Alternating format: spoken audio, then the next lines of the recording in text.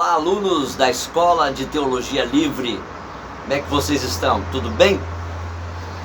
Eu quero, nesse vídeo, estar fazendo a resenha sobre a aula que foi ministrada para vocês a respeito da essência da igreja. Aula online, nossa escola on.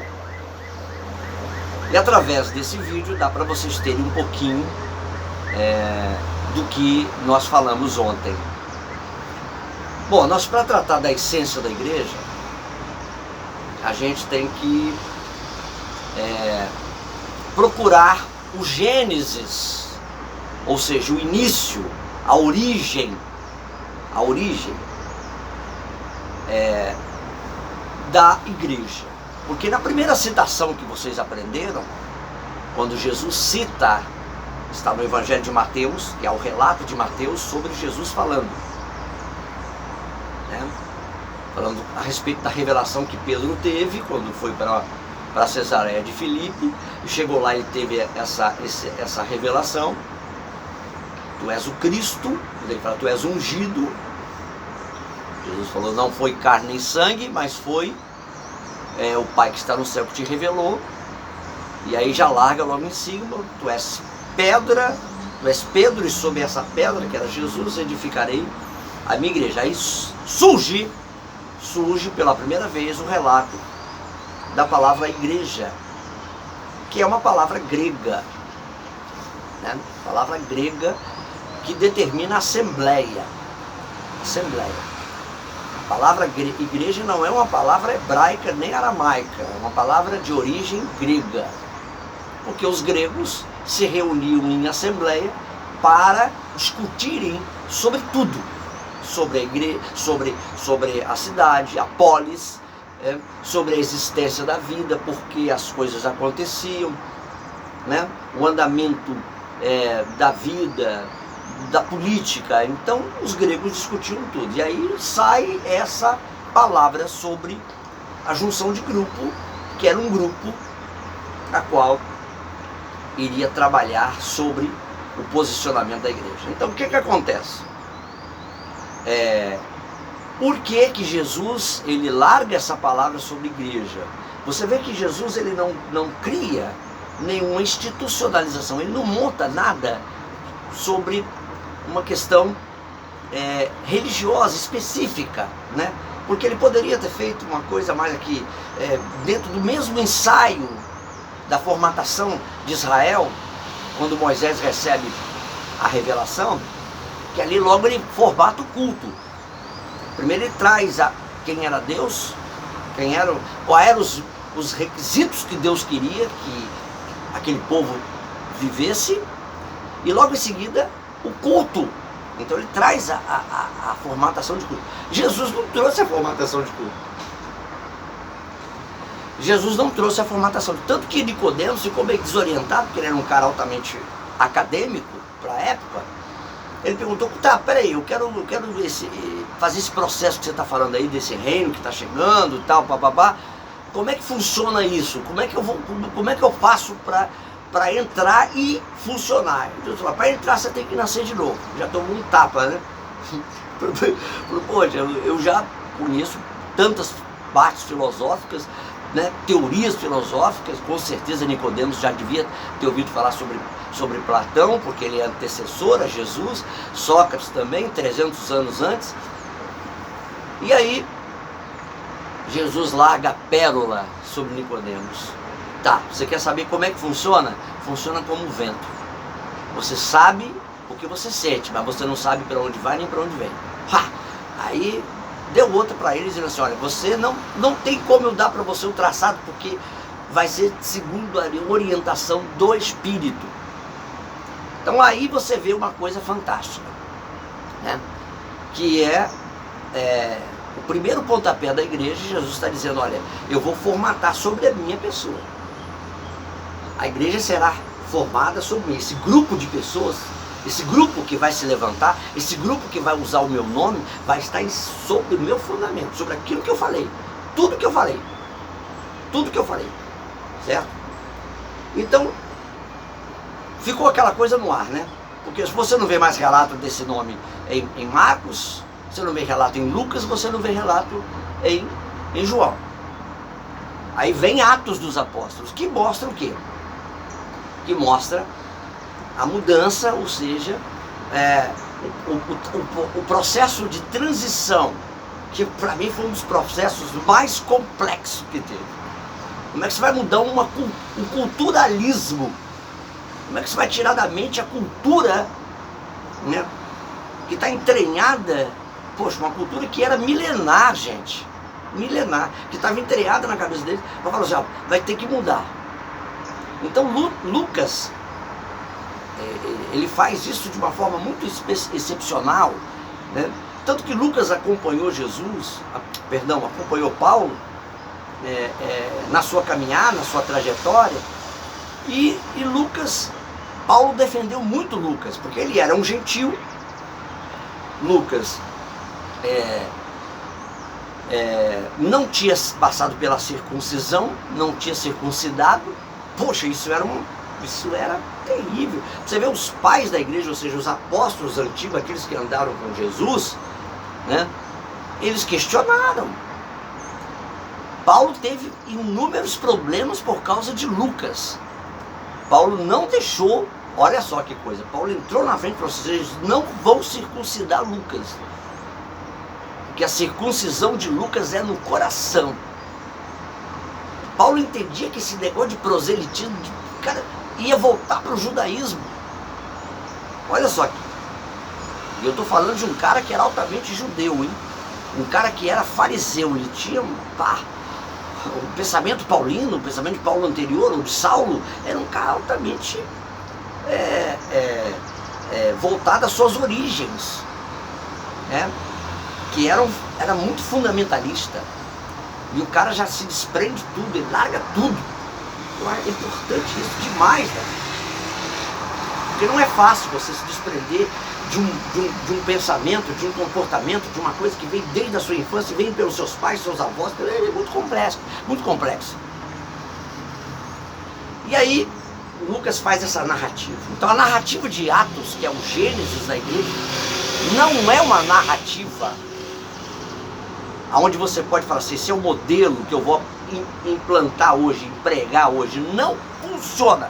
No sentido cultural, não funciona. No sentido cultural, no sentido comportamental, não. Não existe modelo para crescimento. Não existe modelo para crescimento de igreja. Perdão. Quem vai nessa água se dá mal. Porque a questão do crescimento da igreja, ele é muito livre. E ele funciona de forma local. Olha, eu vou falar uma coisa meio louca para vocês aqui. Deus, o Espírito Santo, pelo tempo que eu tenho, pela experiência que eu naveguei, pelos anos que eu tenho, são 40 anos que eu venho caminhando, não existe um modelo específico para crescimento de igreja. O que existe é o acompanhamento que você tem em Atos, para você ter a ideia de como começou. E aí você vê em Atos o que? Olha que Lucas, ele traça todo o perfil, fala todas as nuances, as mudanças que ocorreram, mas ele não deixa de falar do Espírito Santo. O tempo todo estavam cheios do Espírito, o tempo todo o Espírito estava levando, o Espírito fez isso, o Espírito fez aquilo. Se você ler o livro de Atos, você vai ver que o livro de Atos só tem a narrativa, quer dizer, o cara do livro de Atos, na verdade, não é Paulo, não é Tiago, não é Pedro, não são os discípulos. O cara do livro de Atos é o Espírito Santo, se a gente pode colocar isso. Então eu quero derrubar por terra essa ideia de que tem um modelo para a igreja. Pode se ajudar, pode se ter alguma coisa que venha ajudar. Você vai olhar e falar, poxa, isso é interessante, está dando certo ali, será que dá certo para mim plantar aqui? Pode até tentar, mas isso não quer dizer que vai dar certo. Agora eu já vi igrejas sendo plantadas com um sujeito que não sabia nem falar direito. O sujeito não tinha nenhum... Olha, gente, o mover de Deus é muito sobrenatural e ele não está afincado dentro de padrões humanos, certo? Nós temos inúmeros casos de igrejas que cresceram, que expandiram pelo mundo, que começou do nada. E tem igrejas grandíssimas que começou com alto capital, com tudo, e foi de água abaixo. Não há força humana, certo? Não há força humana. Então o que acontece? O crescimento da igreja, ou seja, a expansão da igreja, eu gosto de usar mais o termo expansão. Não gosto de usar essa parte de crescimento, porque dá a ideia de uma coisa numérica. Tanto que, mas lógico que foi numérico também. Mas não podemos classificar como isso. Então o que acontece? A igreja sai, a igreja vai. E a narrativa de Lucas é fantástica, porque ele começa o processo transitório, a mudança, a saída do judaísmo para o cristianismo. Você vê que o livro de Atos ele tem 30 anos na sua história, a sua cronologia. É uma cronologia de 30 anos.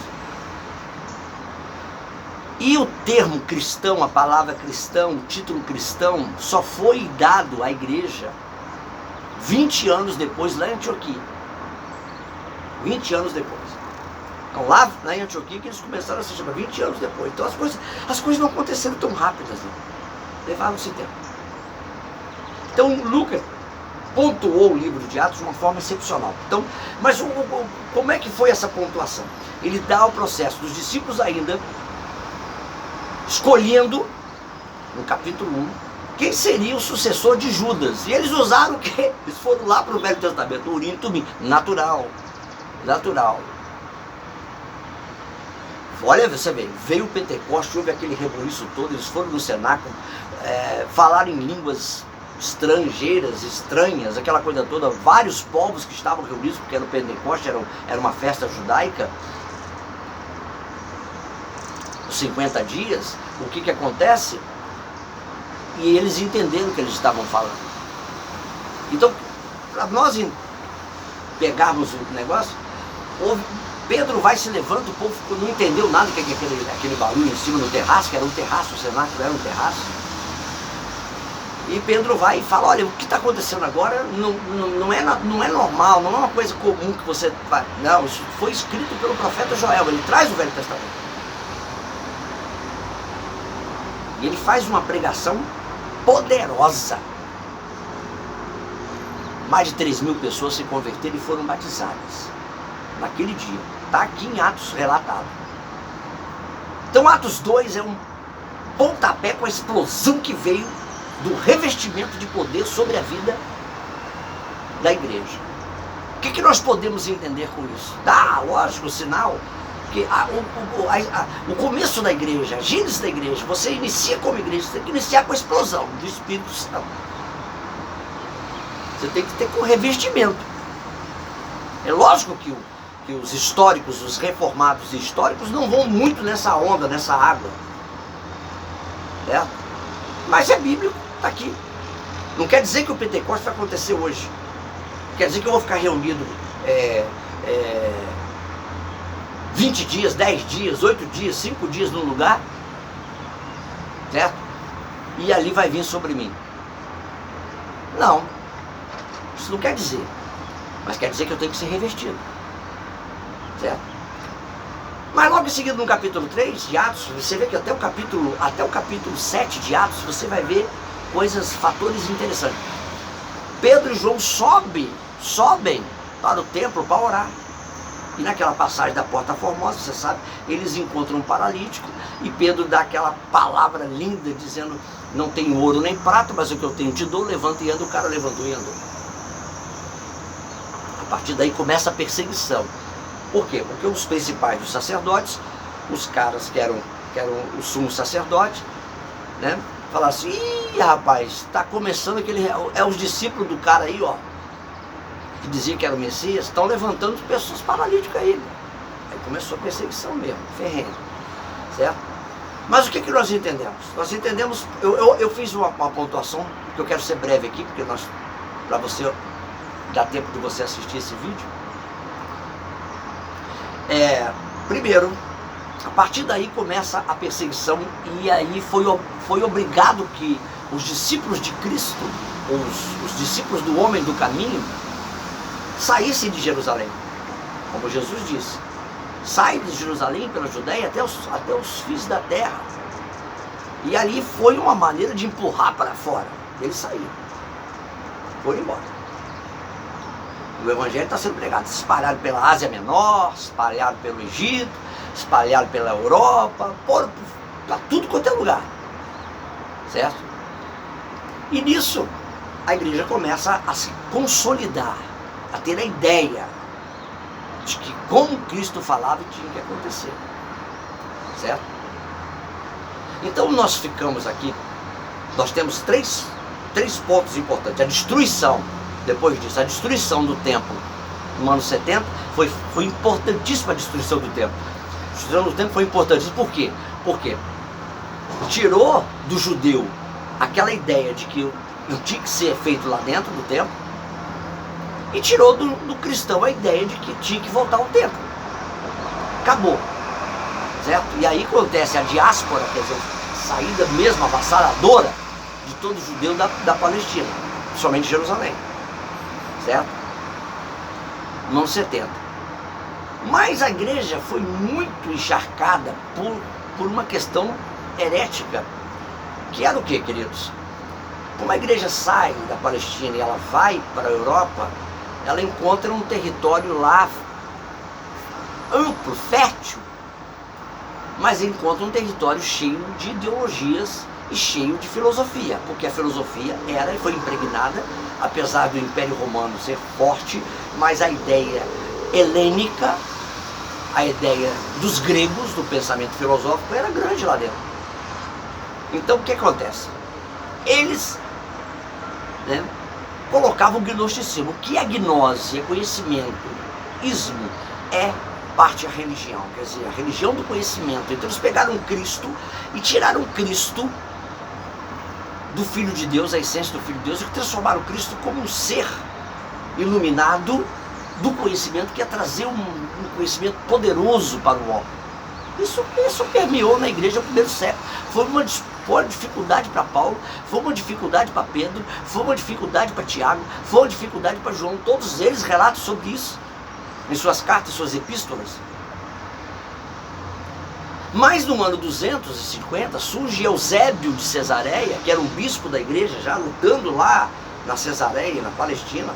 Ele montou uma biblioteca com os pergaminhos, foi pegando cartas daqui, cartas daí, cartas de lá, coisas que ele ia juntando, e ele formatou Promissus Patri. Quer dizer, só há um Pai, o Pai único, o Filho, o Pai de Jesus Cristo. Jesus era Filho de Deus. Ele concebeu, ele blindou a ideia de Jesus como Filho de Deus. Vocês não sabem como foi fantástico isso, porque isso conseguiu fechar e blindar. E no ano 330, 350, quando Constantino oficializa a igreja, o cristianismo como religião máxima do Império Romano, ele pega esse dogma, essa doutrina dogmática que Eusébio fez, e implanta nos concílios, formatando a ideia de Jesus como Filho de Deus, o único Filho de Deus, o Filho de Deus unigênito, poderoso Filho de Deus na terra. Então, a partir daí, lógico, aí nós vamos ter uma igreja institucional, que eu vou parar por aqui, porque depois a gente está falando sobre isso. A igreja vira governo, a igreja vira Estado, a igreja vira poder, pega os bispos e transforma eles em governadores, em reis, é uma confusão danada. Certo?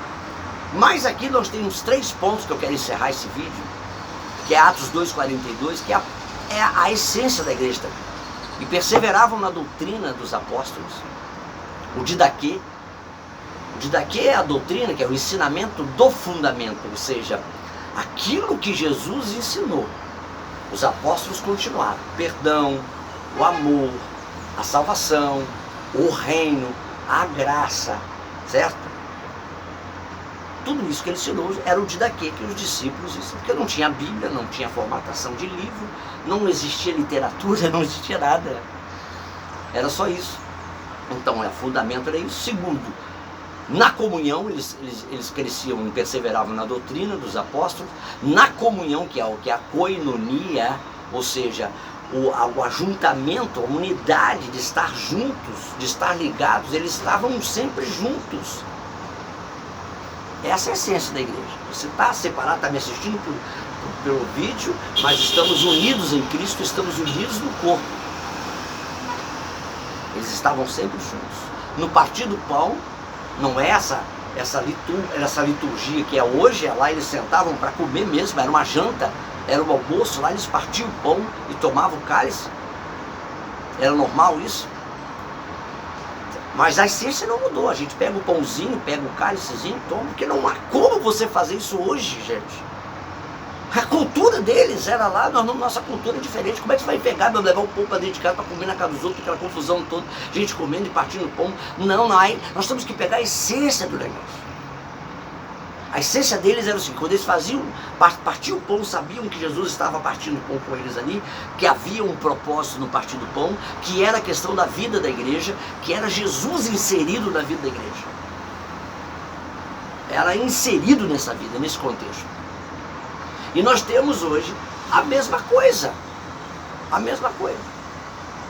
Essa unidade consolidada. E nas orações. A oração da igreja primitiva, ou seja, a igreja apostólica, a igreja de Atos, era uma oração fervorosa, dizendo, nos faz crescer, nos faz ser um, nos faz ser Cristo, nos faz andar. Nós precisamos estar revestidos. É essa oração que a igreja tem que fazer. Então nós temos 3 pontos aqui que são importantes, que é Atos 2, 42, que diz para nós a essência da igreja, o gênesis da igreja está aqui. Você não tem que seguir modelo de Atos, largar tudo, andar pelo caminho aí, né? Se vestir de outra forma, né? Não há como fazer isso mais. Então, queridos, eu quero encerrar essa aula. Nós já extrapolamos, porque é uma aula maravilhosa, a gente vai não para mais, dizendo para você o seguinte, que a essência da igreja, ela está em Atos, dizendo para nós, olha, é a doutrina, é o fundamento que é Cristo, é a koinonia, que é a comunhão, é o partir do pão, que é a vida de Cristo na igreja, e é as orações, que é o fortalecimento